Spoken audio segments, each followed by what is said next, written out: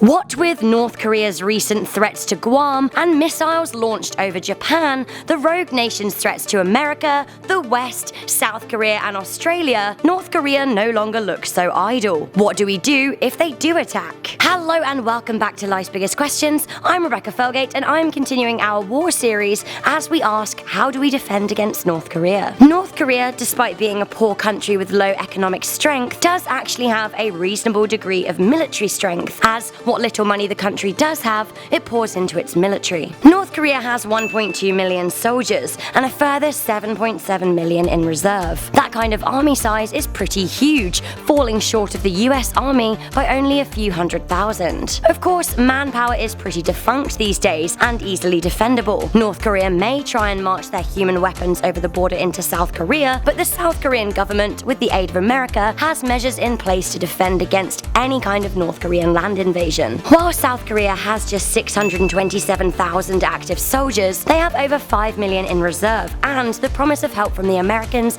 and the Japanese, who are richer and have much more advanced weapons than anything North Korea could bring to a front line. North Korea has a reasonable sized navy too. They have a number of missile boats, torpedo boats, patrol boats and submarines. The submarines are nuisances because they can carry ballistic missiles. The North Korean naval forces are very capable of inflicting damage. For example, they sunk the ROKS Cheonan in 2010. However, they can still be outmaneuvered by South Korean, Japanese and American navies. In June of 2017, we saw a big display of American strength in the waters of the Korean peninsula. President Trump sent over a fleet of ships to engage in an exercise with the Japanese Maritime Self-Defense Force. As well as strategic naval ships and land armies with the ability to defend, Japan has its Aegis system and South Korea and the Americans have THAAD, both of which are said to be able to intercept and shoot down intermediate-range ballistic missiles. On top of that, the US has Patriot missiles at their disposal. Earlier versions of these were used in the Gulf and Iraq wars, and land or vehicle-mounted Inceptors can take down attacking missiles traveling at 5 times the speed of sound. America also has what they call a ground-based mid-course defense system. This is in place for stopping long-range missiles hitting US homeland. These are based in Fort Greely in Alaska and Vandenberg, California. On top of that, there are radar systems in Hawaii,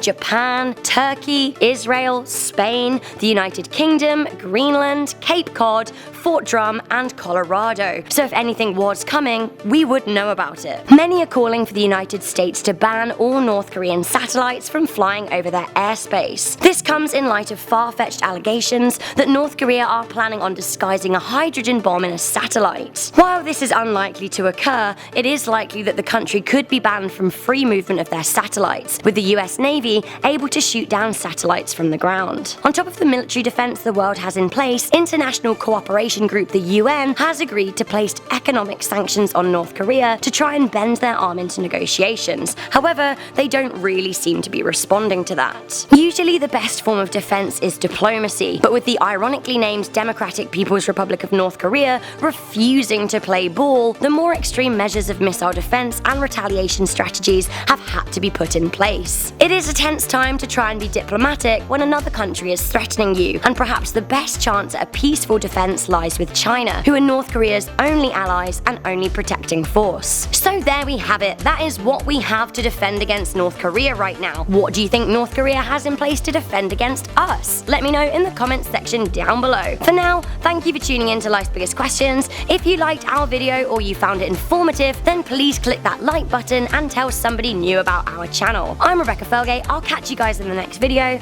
but for now, stay curious, stay alert, and never ever stop questioning.